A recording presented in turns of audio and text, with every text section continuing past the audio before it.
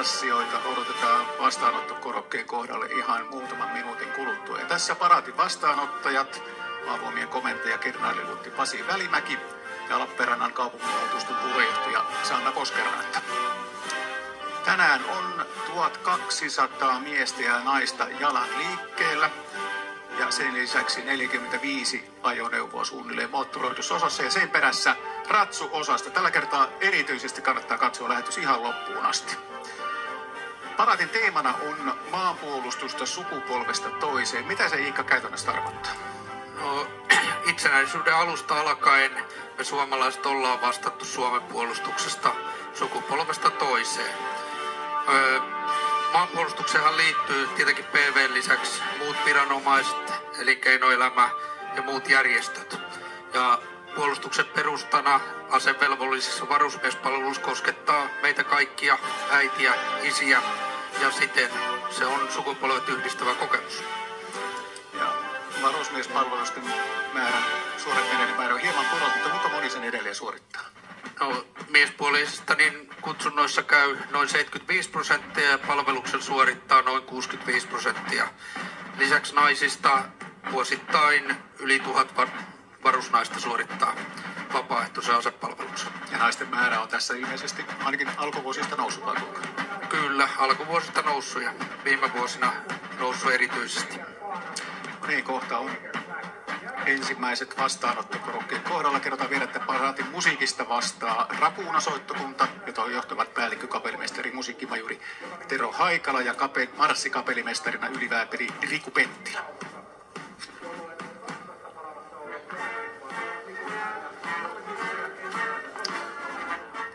Ja tässä siis paraatin komentaja, Maavoimien operaatiopäällikkö, brigaatinkenraali Sami-Antti Takamaa. Sen perässä kielekkeinen valtiolippu, joka on käytössä varuskunnissa, puolustusvoimien laitoksissa ja laivoilla. Ja samanlainen kielekkeinen lippu on myös muissa Pohjoismaissa.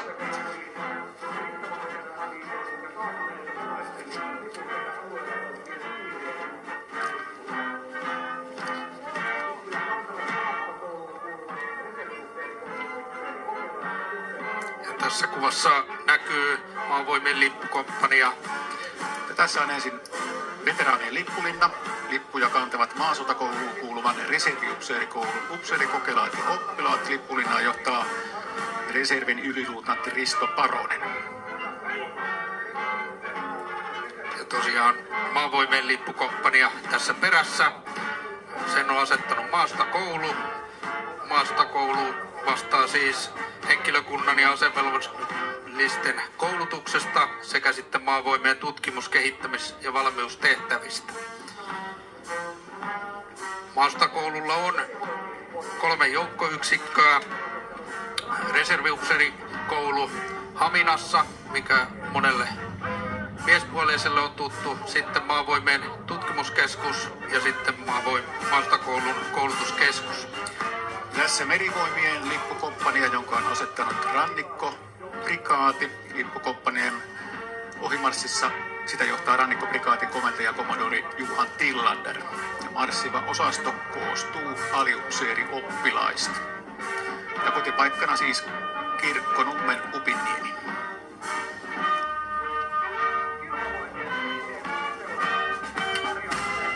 Ja sitten onkin jo vuorossa Ilmavoimien lippukomppania Karjalan lennostossa. Sitä johtaa lennoston komentaja eversti Juhan Anttila. Ja sitten ylilento. Kyllä, siellä tulee 2 kappaletta Hornetteja ja niiden perässä näkyy 4 kappaletta Hawk-suihkuharjoitushävittäjiä.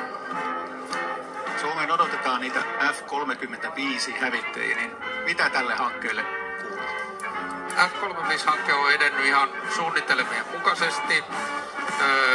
Ensi vuoden syksyllä lähtee ensimmäiset lentäjät koulutukseen ja sitten vuoden 2026 aikana on tarkoitus, että ensimmäiset koneet tulee Suomeen.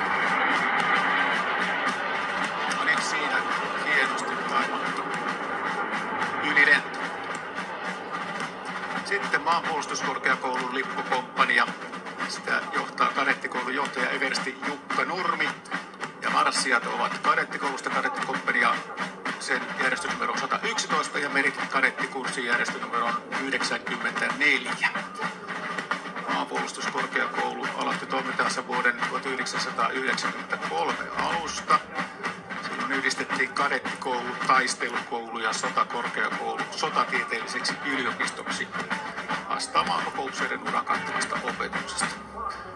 Vuosittain maanpuolustuskoulun opinnoissa yli 2000 henkilöä ja maanpuolustuskorkeakouluun media soittaa, kun kaivataan asiantuntemusta viimeaikaisista tapahtumista, esimerkiksi Ukrainassa. Sitten Kaartin jääkärirykmentti. Kaartin jääkärin lippukomppanis marssii rykmentin ensimmäisen jääkärikomppanian henkilökuntaa varusmiehiä. Osastoja komentaa Uudenmaan jääkäripataljonan komentaja everstiluutti Mika Jääskeläinen. Kaartin jääkärirykmentin ydintehtävänä on sotilaallisen valmiuden ylläpitäminen ja kehittäminen pääkaupunkiseudulla ja Uudellamaalla.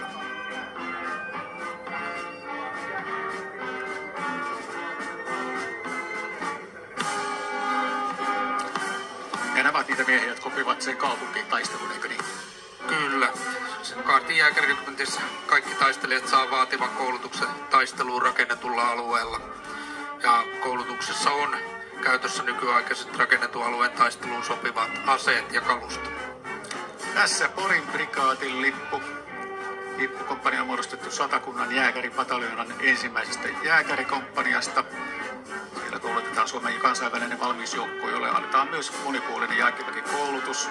Porin prikaatin osastoa johtaa prikaatin komentaja, prikaatikenraali Jami Virta siinä etualalla kuvassa. Porin prikaati on varusmiesmäärällä mitattuna Suomen suurin joukko-osasto. Vuosittain yli 4000 varusmiestä ja noin 1000 kansainvälisiin kriisinhallintatehtäviin lähtevää sotilasta. Ja sitten on myös nämä kriisinhallintaoperaatioon lähtevät reserviläiset. Mitenkäs, Iikka, Lähi-idän tilanteesta huolimatta, niin rauhanturvatehtäviin ilmeisesti on edelleen lähtiöitä? On edelleen lähtiöitä, että hakijoita on yli 2000 vuosittain ja noin 350 on kerrallaan ulkomailla. Ja siitä päästään sitten panssariprikaatin osastoon. Kärjessä tuli osaston johdossa panssariprikaatin komentaja eversti Juhana Skyttä. Joukko on koottu Hämeen panssaripataljonan sotilaspoliisikomppania ja panssarivaunukomppanian varusmiehistä. Panssariprikaati on mekanisoitujen ja moottoroitujen taisteluosastojen, ilmatorjunnan ja elektronisen sodankäynnin erikoisosaaja. Ja panssariprikaati toimii Parolannummella ja Riihimäellä. Ja tänään ei olekaan sitä mustaa barettia päässä, vaan musta karvahattu. Kyllä. Eli panssariprikaatilla on normaalisti joko musta baretti tai musta karvalakki. Sitten Karjalan prikaati. Osastoa johtaa prikaatin apulaiskomentaja eversti Ari Määttä. Lippukompanissa mukana 10 jääkäripotaljonan 3. panssariääkärikomppanian varusmiehiä ja henkilökuntaa. Ja kerrotaanko semmoinen asia, että tämä porukka on toissa päivänä tullut Karelian Spear 24 harjoituksesta. Eli yksi välipäivä ja sitten taas liikkeelle tällä kertaa marssimaan Lappeenrannan kaduille. Karjalan prikaati kouluttaa vuosittain noin 4000 varusmiestä ja 2500 reserviläistä.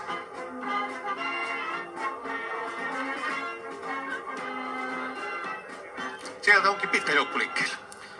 Sieltä on Karjalan prikaati toisiksi suurimpana varuskuntana, niin saa helposti ison joukon liikkeelle. Kerrotaan vielä, että toimii siis Kouvolan Vekaranjärvellä. Ja siellä lisäksi aluetoimistot Mikkelissä ja Kouvolassa.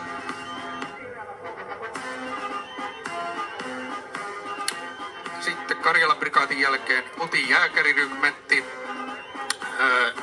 Utin jääkärirykmentin paraatiosastoa johtaa rykmentin komentaja eversti Kimmo Nordberg. Ja joukkue on muodostettu tukikomppanian varusmiehistä. Utin jääkärirykmentti on keskitetty puolustusvoimien erikoisjoukko ja helikopteritoiminta sekä sitten näihin liittyvät tukevat toiminnot. Ja onko se edelleenkin niin, että Uttiin menee ne kovimmat luut? no, yhdet kovimmista.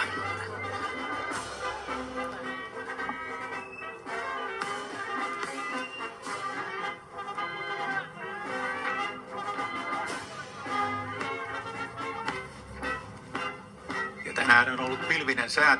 Tässä kohtaa pitäisi tulla helikopterien ylilento. Pilvipeite oli vielä aamulla aika matalalla. Kohta on kuitenkin helikoptereita luvassa.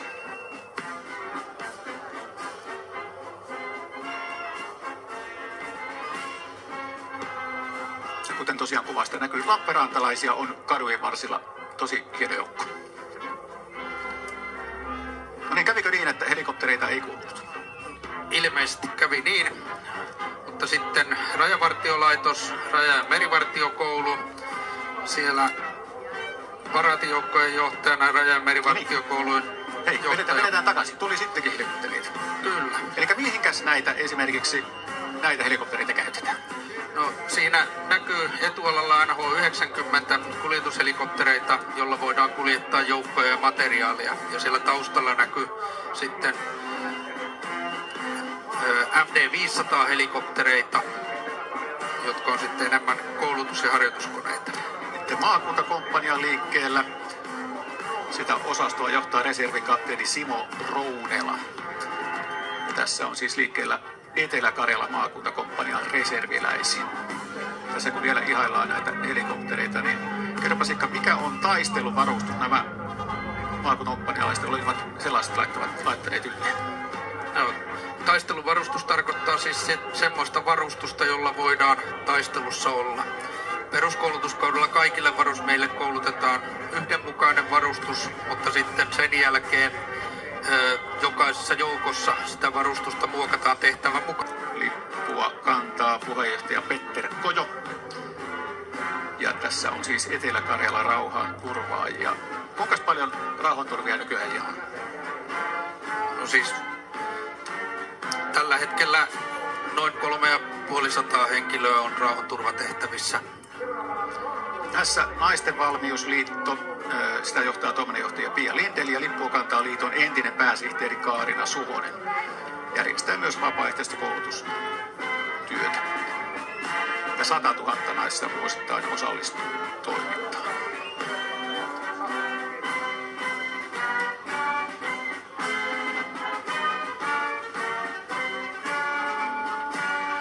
Maanpuolustusnaisten liitto on myös naisten vapaaehtoinen maanpuolustusjärjestö. Osastoa johtaa liiton puheenjohtaja Satu Virtanen. Liitto on perustettu 2004. 67 paikallisyhdistystä ja niissä yhteensä 3700 jäsentä. Liiton tunnus, jos tuosta lipusta ehditte nähdä, on pellavan kukka, joka symbolisoi sitkeää suomalaista naista ja hänen virtaansa vailla olevaa maanpuolustustahtoa ja työtä. Hieno ajatus.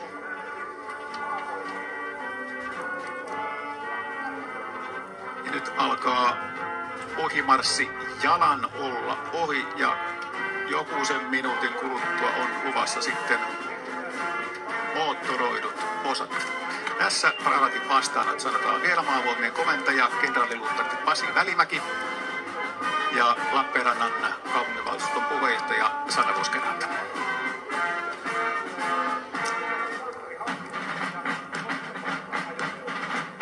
Ja tässä rakuunasoittokunta soittaa. Niin, tosiaan moottoroidut osat tulossa taistelujärjestyksessä. Mitä se tarkoittaa? Se tarkoittaa sitä, missä järjestyksessä eri joukot joutuvat taisteluun. Kärjessä tulee tiedusteluosat, jolla luodaan tilannetietoisuus ja kyky toimia. Sen jälkeen valmiusyksikkö, joka on nopeasti liikkeelle saatava joukko. Ilmatorjunta, joka heti jo ennen taisteluita on valmiina, mutta varmasti joutuu sitten torjumaan erinäköisiä lentäviä aseita kautta helikoptereita, lentokoneita.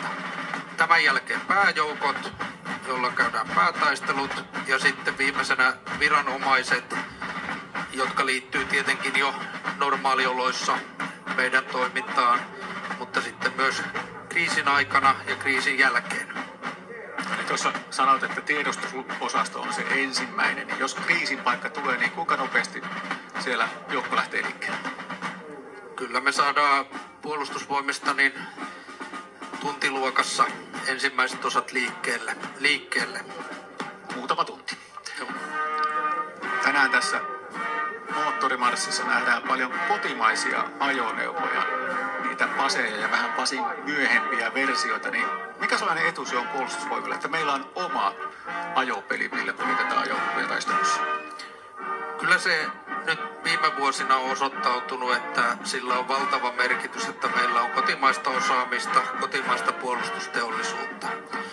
Sillä on iso merkitys huoltovarmuudelle, jotta me voidaan myös kriisin aikana sitten huoltaa, pitää kunnossa ja mahdollisesti saada lisää kalustoa, ajoneuvoja tai muita vastaavia. Nythän tässä on myös muutamia onnistumisia ollut tämän Pasin uusimman version kanssa niin, että sitä on saatu myös ulkomaille myytyä, mikä lisää käyttäjäkuntaa ja sitä kautta sitä huoltovarmuutta lisää. Niin, siitä on tullut jonkin sortin vientivaltti, niin osaatko sanoa, että miksi? Se on hyvä tuote. Se täyttää sen tehtävän, mihin se on tehty. Ja sitten se, mikä siinä on erityisen onnistunut ollut, on edullinen hinta. Eli nykyaikana, kuten Ukrainassa ollaan huomattu, niin ei enää pelkästään se huipputeknologia ole ratkaisevaa, myös määrällä on merkitystä. No niin, ja tässä nähdään Lappeenrannan kadulla, Ainon kadulla, nähdään paljon sinivalkoista väriä itsenäisyyspäivää parhaimmillaan. Ja täällä tosiaan juhlistetaan tätä valtakunnallista sotilasparaatiota. Mitenkäs muissa varuskunnissa, niin minkälainen juhlapäivä se siellä on? Kyllä itsenäisyyspäivää juhlitaan kaikissa joukko-osastoissa. Kaikissa joukko-osastoissa on ollut eilen jonkunnäköinen kahvi- tai juhlatilaisuus, missä on muistettu niin ylennyksen saaneita kuin sitten muiden palkittavia. Ja sitten erilaiset järjestöt järjestää omia tilaisuuksiaan joko eilen tai tänään. Seppelen laskut kuuluu osana näihin tilaisuuksiin. Miten noin ammattisotilaana, niin kuinka tärkeä päivä tämä on sinulla? Kyllä tämä on merkittävä päivä niin kuin itsenäisyyden kannalta ja sen itsenäisyyden takia. No niin, ja sitten Douvak liikkeellä, eli tässä on nyt näitä tiedustelujoukkoja. Kyllä, eli tosiaan tiedustelupäämääränä luoda edellytykset toiminnalle siellä taistelukentällä ja tuottaa sitten päätöksentekoon tarvittava tieto niin vihollisesta, maastosta, olosuhteista kuin sitten omista toimintamahdollisuuksista.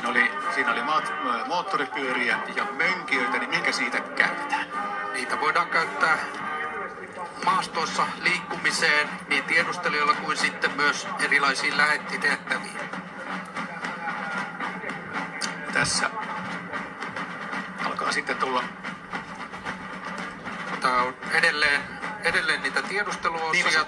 RG-32 raskas partioajoneuvo, jota voidaan sitten käyttää vähän isomman joukon siirtämiseen tiedustelutehtäviin. Joo, ja etelä-afrikkalaista valmistusta kuten tuo ajoneuvo. Ja sitten tulee valmiusyksikkö. Mitäs sen hommana on?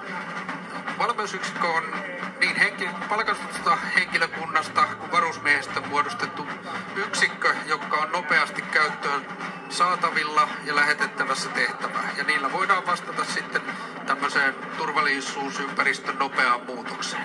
Tässä ensimmäisenä on rynnäkköpanssarivaunuja, jotka on Karjalan prikaatissa koulutettavia panssarijääkäreiden pääkalustoa. Siellä on 30 mm koletykki ja panssarivaunu konekivääri.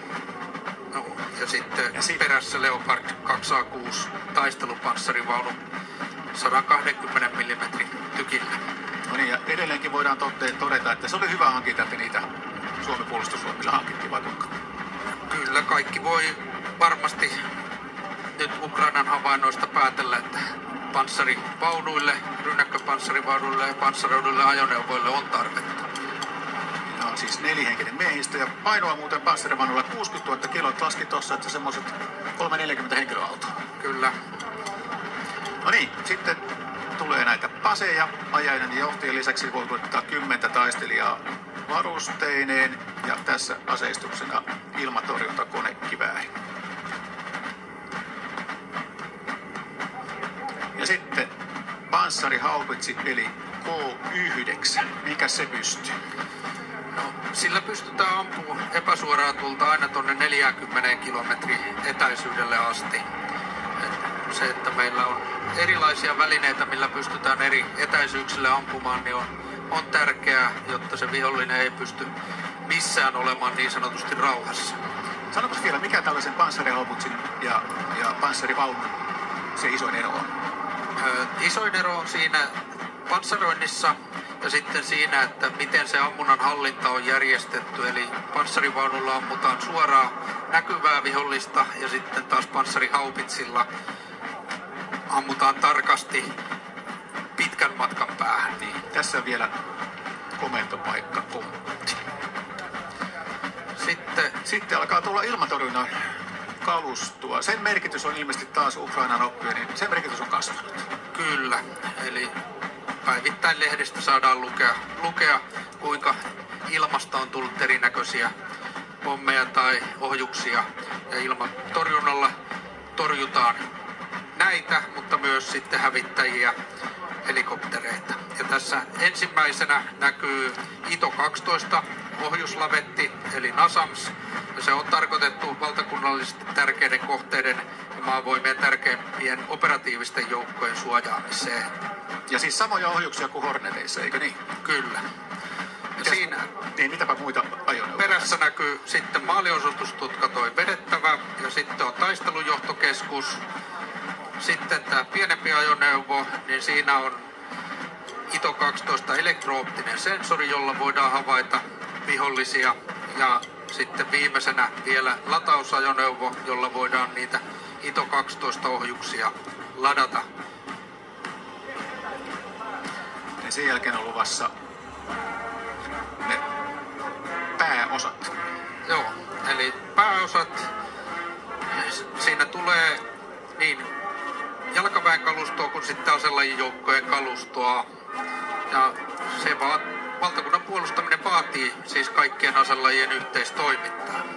No niin, tässä on siis näitä panssariajoneuvoja. Siellä on asetuksena joko raskas konekivääri tai granaattikonekivääri. Mikä sellainen ase on granaattikonekivääri?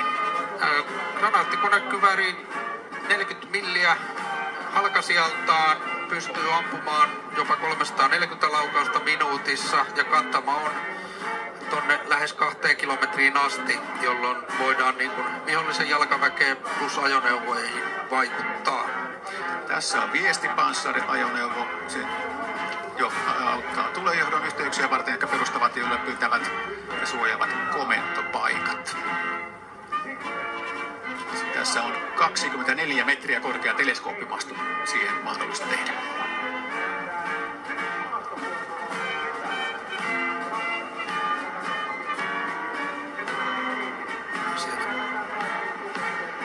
Kuorma-auton perässä pitäisi olla granaatin heitin. Kohta nähdään, onko siellä raskas heitin, eli 120 millinen heitin. Niin minkälainen, siellä se näkyykin kuvissa, minkälainen ase se on nykyajan sodassa? Kun tietenkin jossain mielessä tuntuu niin kuin, ehkä vähän menneen maailman aseet. Oletko väärässä? Olet väärässä. Eli kyllä Ukrainassakin on havaittu, että granaatiheittimillä on suuri merkitys siinä jalkaväen taistelussa. Ja totta kai niin kuin liikkuvuus, suoja on tärkeitä asioita ja sitä varten me koko ajan Puolustusvoimassa koitetaan kehittää erinäköisiä keinoja, millä me pystytään itse pysymään suojassa, mutta silti käyttämään aseita ja mahdollisesti muutaman vuoden päästä meillä on vastaava granaatinheitin, joka voi liikkua tuossa kuorma-auton lavalla. Ja nythän meillä on se AMOS-järjestelmä, joka on jo aika tehokas laite ja pystyy vaihtamaan aikaa nopeasti ja ampumaan useamman granaatin samaan kohteen. Mutta niitä ei tässä marssissa tällä kertaa nähdä. Ei. Ja sitten lisää panssaroituja ajoneuvoja. Kyllä. Siinä on kotimainen Sisu GTP 4x4. Käytetään henkilöstökuljetustehtäviin. Ja siinä on 9 henkilölle paikat. Ja aseistuksena siinä on äsken puhuttu granaattikonekivääri. Tässä on ilmeisesti aika uudempaa kalustoa tämä. Kyllä, se on ihan muutaman vuoden sisällä tullut meillä käyttöön. No niin, ja siellä lisää aseja.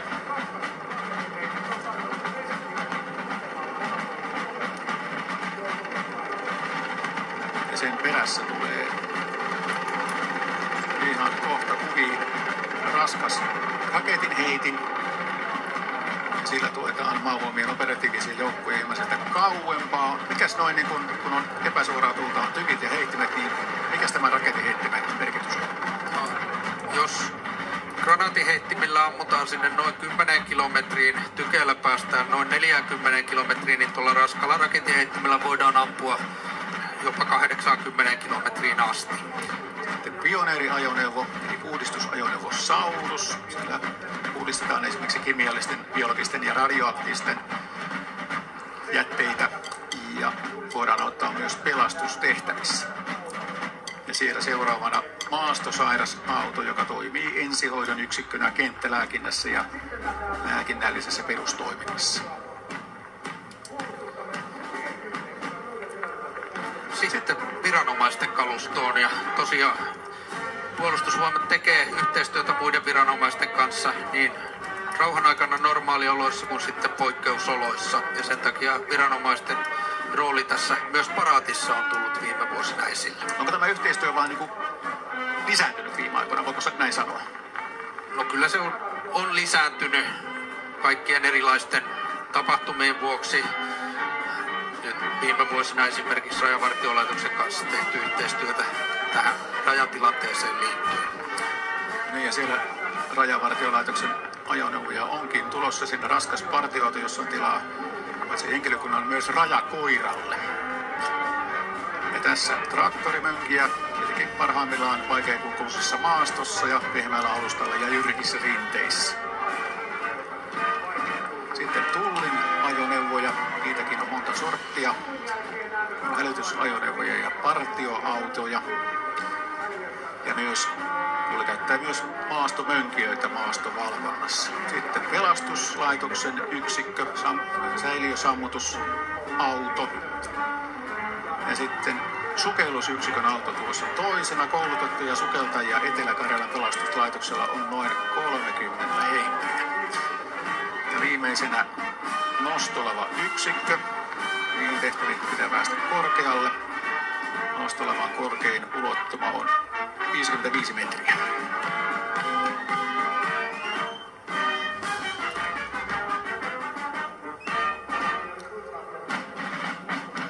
No niin, sitten rummut pärisevät, kun odotetaan sitä loppunousua tähän sotilasparaatiin, nimittäin Suomen hevosten ratsuosastoa. Lappeenrannassa ollaan, niin tältä ei voida välttyä. Joo, eli Lappeenranta on tietenkin perinteinen ratsuväkikaupunki. Ratsuväkiprikaati perustettiin silloin 1921 ja nyt tämän ratsuosaston on paraatiin koostanut Rakunakilta yhteistyössä Ratsumieskillan kanssa. Ratsuosasto koostuu täysin Suomen hevosista, jotka on kansallishevosia ja sotien aikaan, kun ajoneuvoja ei vielä ollut niin paljon, niin Suomen hevosilla oli iso rooli sitten niin materiaalin kuin henkilöstön kuljettamisessa. Niin, nyt kun hetken aikaa vielä hevosia odotellaan, niin otetaanpas tämä NATO-jäsenyys. Ollaan nyt oltu 2,5 vuotta jäseniä, niin millä tavalla se nyt sitten niin kuin näkyy Joo. Puolustusvoimien toiminnassa? No, eli 1,5 vuotta oltu. Se näkyy... 1,5 vuotta tosiaan, meni pieleen. Kiitos korjauksesta. Kyllä se näkyy Maavoimien toiminnassa, että harjoitustoiminta on lisääntynyt, ollaan alettu tekemään yhteistä puolustussuunnittelua ja nyt esimerkiksi tämä Naton Maavoimien alaesikunta, niin sitä kovasti suunnitellaan Mikkeliin. No niin, sitten tässä tulee tosiaan ratsuosasto. Nyt tällä kertaa ei ollakaan liikkeellä luurankotakissa, siinä punaisessa luurankotakissa. Ei olla. Mutta siinä kärjessä tulee liehuva rakunalippu, joka on otettu käyttöön Helsingin Senaattitorilla 16.5.1919. Tosiaan Rakunakilta vaalii omalta osaltaan Uudenmaan rakunarykmentin ja sen perinnejoukkojen perinteitä, ja Ratsumieskilta vaalii sitten omalta osaltaan Hämeen ratsurykmentin ja sen perinnejoukkojen perinteitä. Tässä muuten hevosilla on viime sotien aikaiset ratsuväen miehistössatulat ja vastaavat suitset. Ja kerrotaan vielä semmoinenkin asia, että hevosen piti vetää kenttäkeittiötä, mutta nykyajan Suomen hevoset ovat sen verran isoja, että ei enää mahtunut lantioiden väliin tai ulkopuolelle kenttäkeittiö. Ja siellä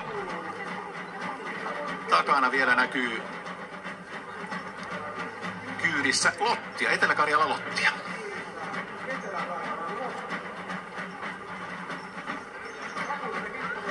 Lotta-osasto on tietysti erityksen merkityksellinen, koska ilman heidän panostaan viime sodissa emme olisi pärjänneet. Tosiaan rakuunaperinteiden osalta Lappeenrannassa ei rakuunakilta, mutta sitten myös maastokoulu ja sen alaisuudessa tänään musiikista vastannut rakuunasoittokunta vaalii näitä perinteitä. No niin hienoa, että elämän perinteet. Siellä oli tykkivedossa. Siellä oli myös tykkivedossa.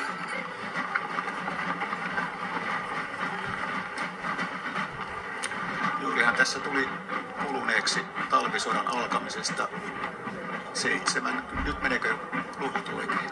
85 vuotta. Joo.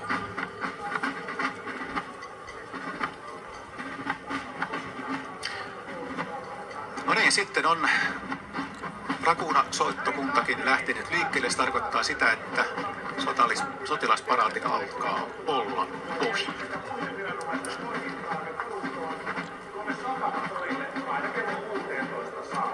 Meidän aikamme on kiittää seurasta. Kiitos Iikka Nyman seurasta. Kiitoksia. Ja ensi kesänä marssii Puolustusvoimat seuraavan kerran. Silloin lippujuhlan päivänä Kuopiossa. Oikein mukavaa itsenäisyyspäivän jatkoa.